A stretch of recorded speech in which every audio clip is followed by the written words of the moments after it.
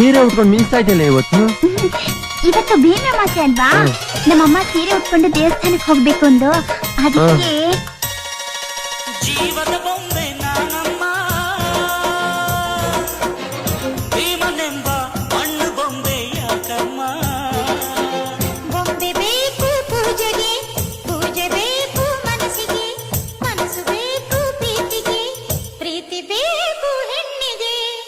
ಯಾರಲ್ಲೇ ನೀನು ಮೆಚ್ಚಿದವನು,